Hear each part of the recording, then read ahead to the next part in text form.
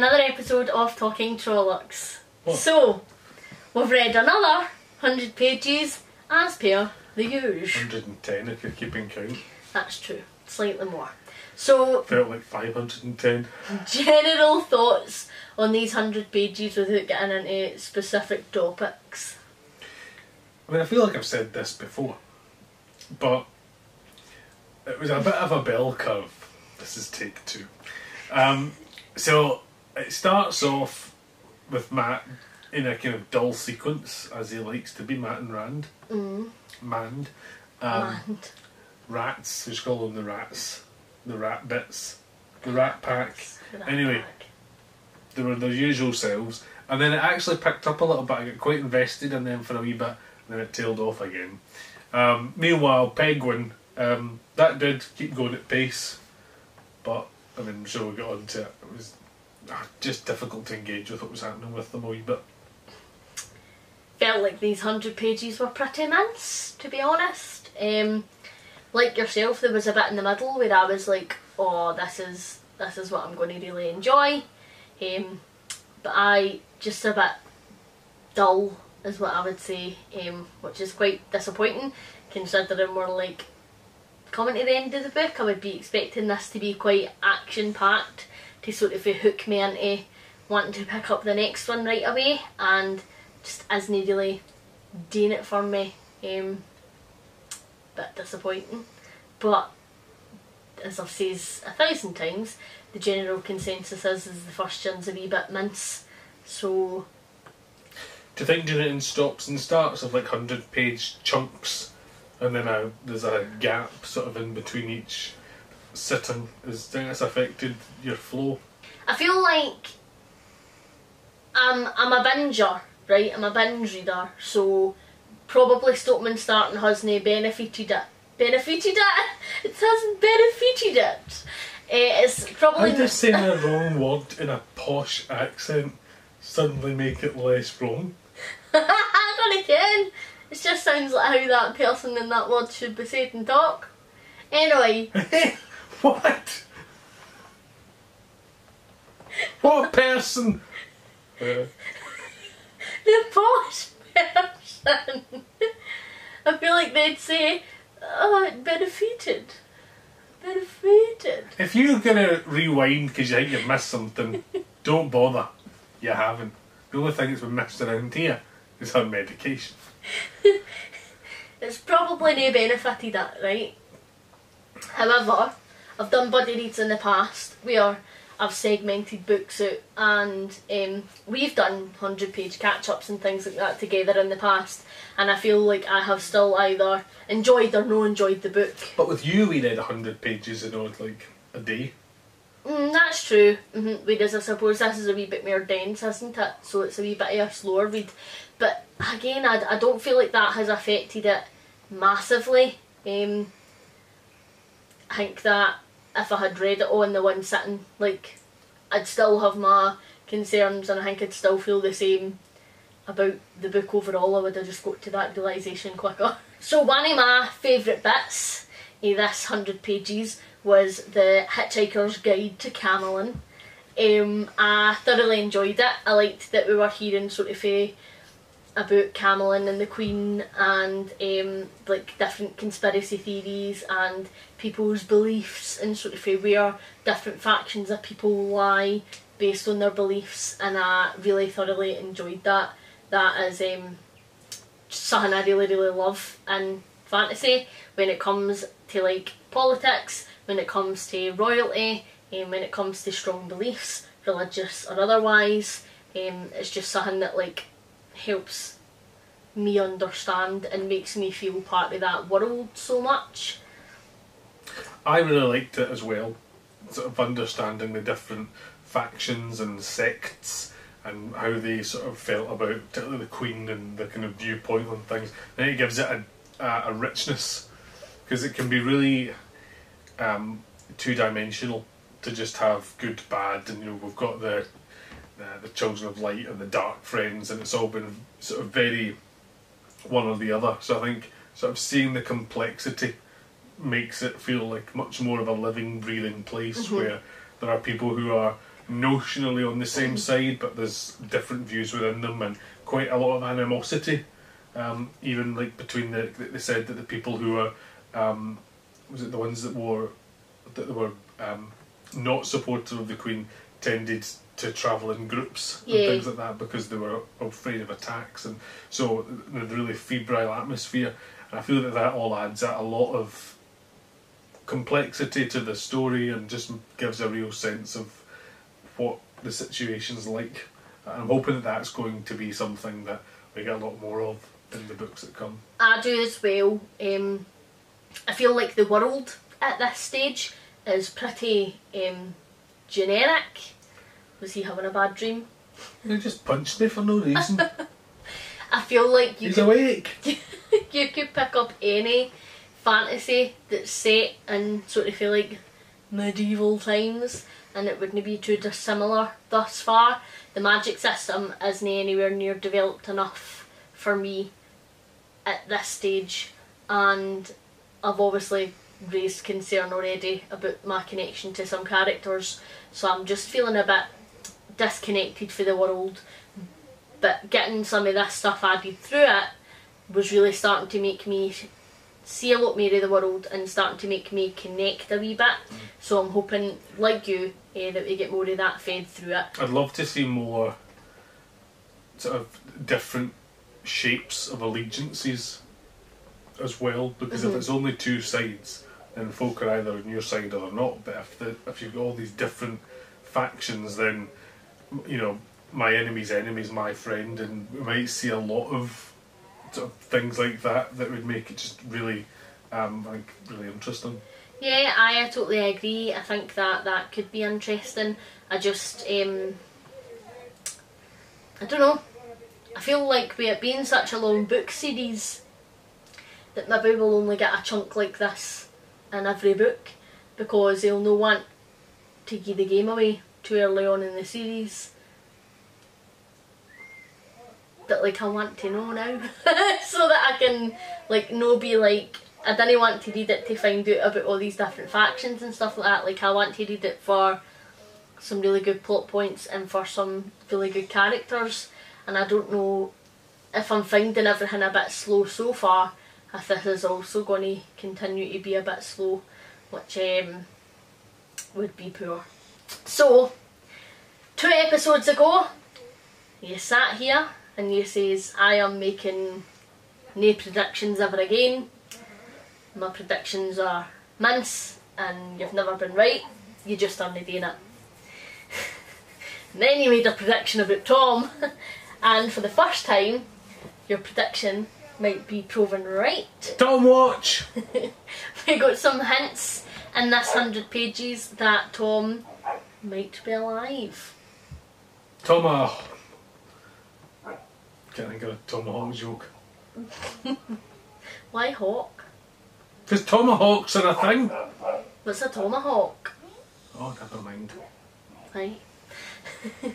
How do you feel about that? Vindicated. Good. Although it's not really an insight born of particular insight or analysis. It is, you know, the wheel weaves as the wheel wills, and Gandalf's law states as it does. And I'm just applying the rules of Gandalf's law. If he dies off page, he's not dead. Although you say hints, it wasn't that much of a hint. His pal just went, he's not dead. Well, he didn't just say he's no dead. Like, he says, oh, he's no dead, he can't be dead because, like, and then started talking about him a wee bit and stuff. And I didn't know, like, I feel like that could, like, this guy is just like a random wee side character, and so I don't know what would be the point of having this conversation with him about this if that wasn't a massive hint for Robert Jordan. Because if it was going to be, like, not that important, then maybe it could be somebody else that could have said that. I feel like it would be totally pointless to have this side character say that, like, unless that was a massive hint for Robert Jordan. Well, no, because they've turned up looking for refuge in Camelon, which is difficult enough.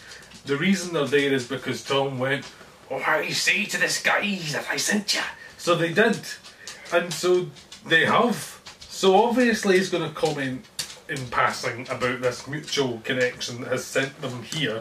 And when they've said he's dead and he's gone, well, he never is. Like, that's not. But that a hint implies of coming things back. have happened before. Well, Where if I people said maybe to assumed you, he was Amy, dead. Ange with an E has died, you would go, she's not dead. That's not a. I know, but I wouldn't she's go, actually going to come back. she's no dead. She's never died any time before, and been all like ha ha ha ha and conspicuous about it, twiddling my wee tash. I just think he's a wee bit shocked. Alright. I'm sitting here trying to prove you right. Well, I don't care. right. I don't think he's alive. I am right. Right. But that isn't really it. Gandalf's law is the evidence. The fact that his pals went, well, he's never died, isn't proof that he's not died. I don't feel it was quite like that, but fine. So, we met a new character in this 100 pages who became a fast favourite of mine, and that is Loyal, the ogre. He's a fucking cutie, let me tell you. But just What a Loyal. sweetheart. I wish you had never done that. He's a cutie. So he is an ogre. This is the first time that we have found out that ogres exist in this world. And he's not just an ogre, but a scholar. He wants to go out and see the world. You know what that is, don't you? Because ogres have layers. Ogres have layers! Why did you feel the need to put on a Scottish accent? Because that's what his voice is like. There's lots of different places in Scotland, Amy. There's Shrekland. I'm an ogre, arr! And then there's Glasgow, which is this. You didn't sound like you're the Glasgow posh boy. And then there's down your way, which is all, Oh, I didn't ken, you know. What did you think of Loyal? I thought you were asking them. No, you. Me. Aye. It was nice. It reminded me of, you know, Pagemaster. Horror. The wee horror book. That's the vibes I got. But not like nice guy. I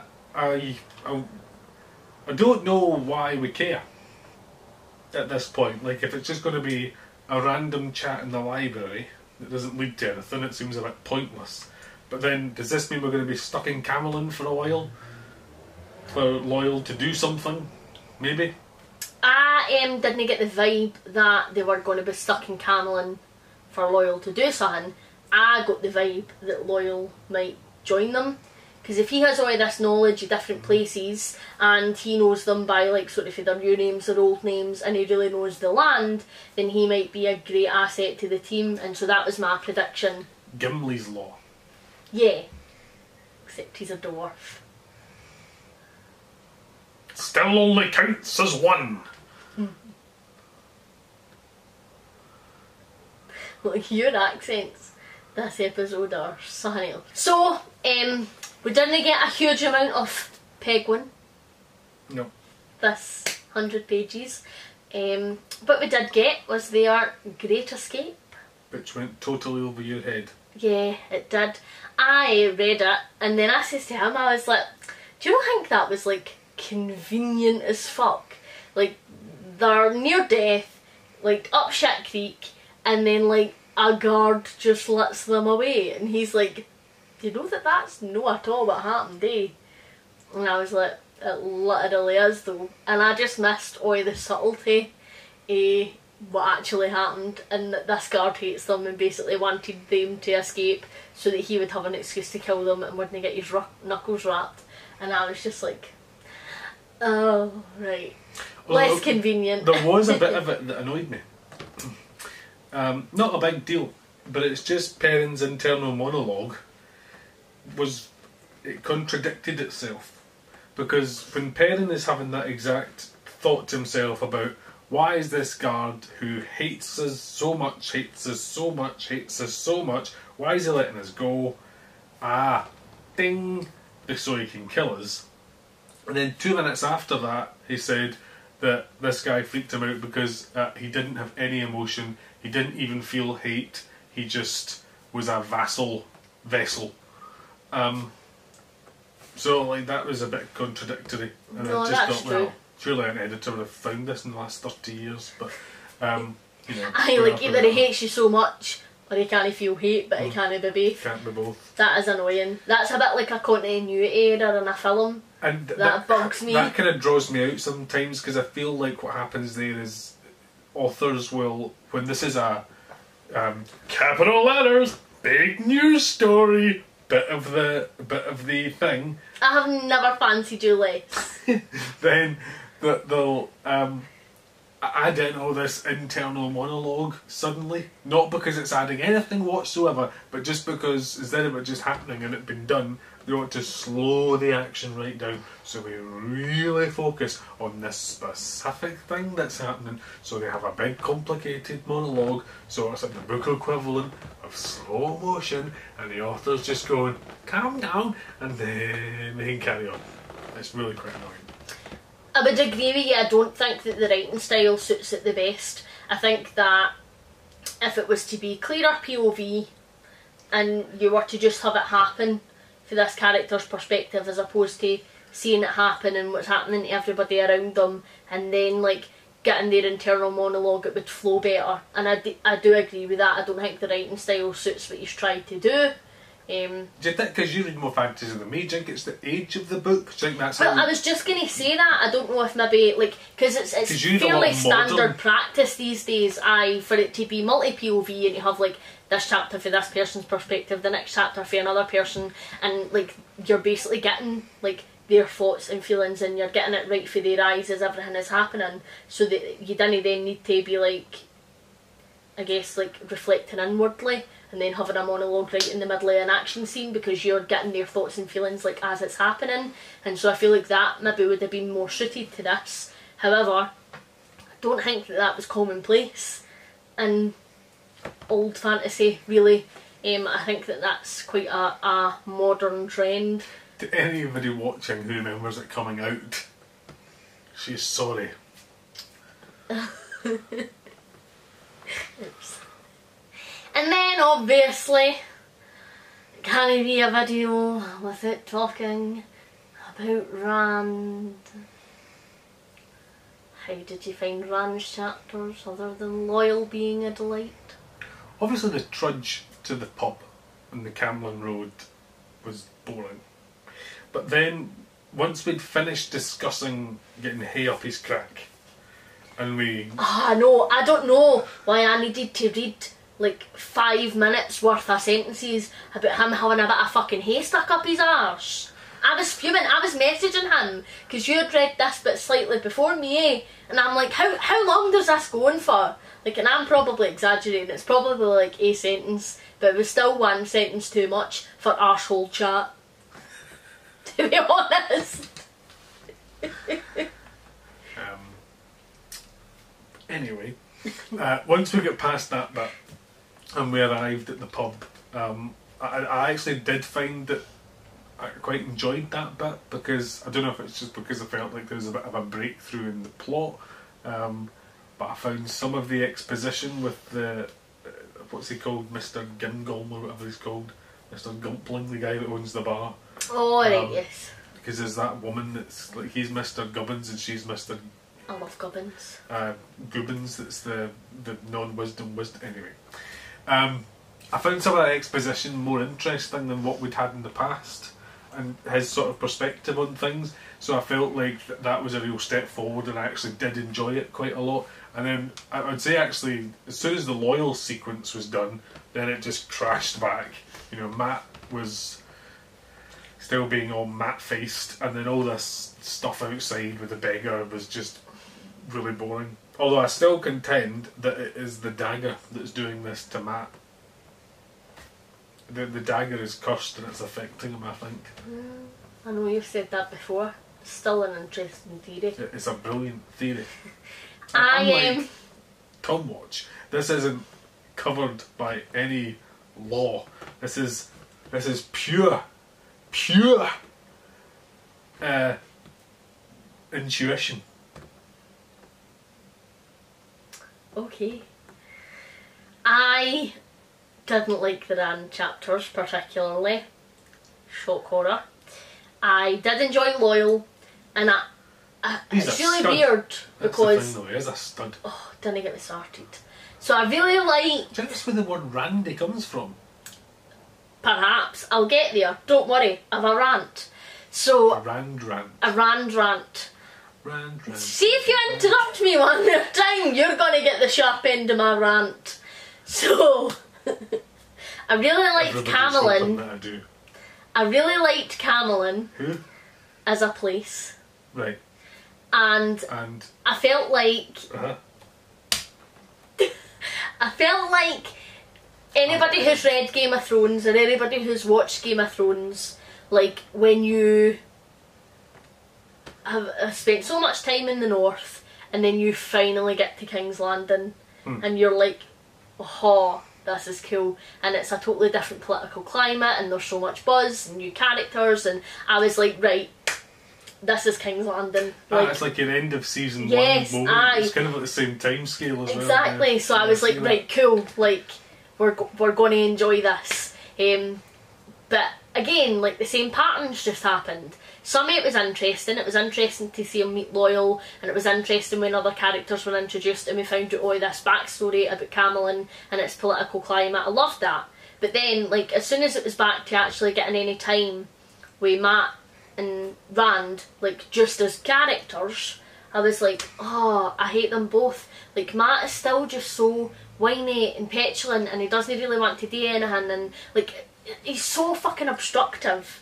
Like, the amount of time that Rand needs to spend just explaining stuff to him is ridiculous, and I'm like, just kill him and move on. Like, genuinely, Matt could die right now, I would not care. And then Rand can't do nothing bar somebody's flinging themselves at him.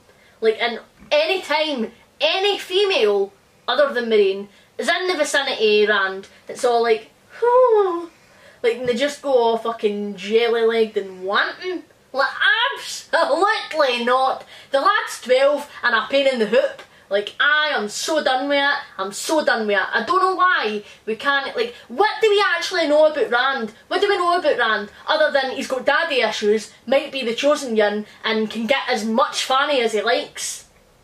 I'm done with it. I'm so fucking bored. Make me care about him. Write a decent chapter that he is in. Give me something to go on. Make him even remotely likeable. But every single time a lassie flings himself at him, I dislike him more.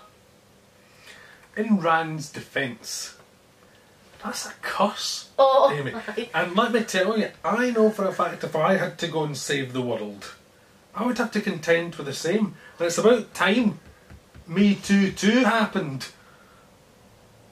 Where is the justice for these protagonists that have to deal with this damsels everywhere?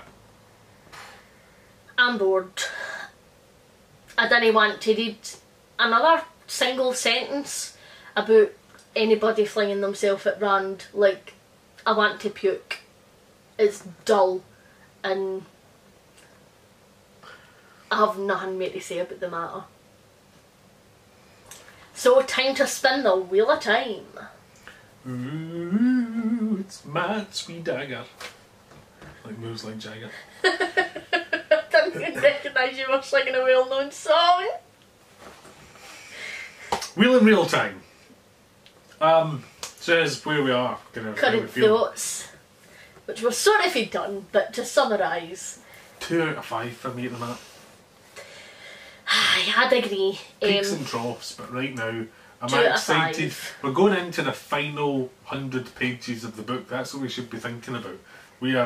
This is the last section of the first book. We should be absolutely desperate to get in and see how all these things are going to wrap up. And I have no real clue of what's going to happen. And I don't even necessarily think it will be worth reading. I'm the same, it's a 2 out of 5 for me at the minute. Oh, right in the book, man. I really just don't care, is my issue. I don't care enough about the world, I don't care enough about the characters. Like, if I was to never pick up book 2, I don't know whether I like Moiraine, Egwene, Perrin, Loyal enough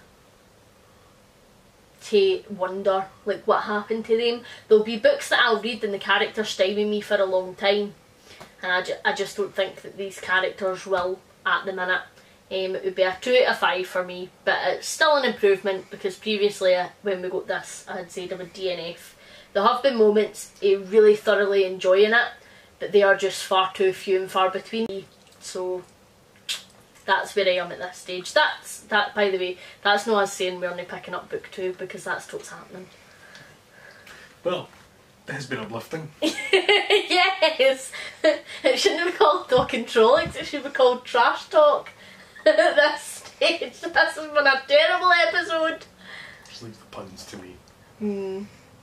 Thank you very much for watching. Hopefully you're enjoying everything that you're reading at the moment. Please like and subscribe if you haven't already, and we'll catch you in the next one. Hasta la vista, bookies! So you've done Michael Gove and Bojo. It's a topical joke. Bye.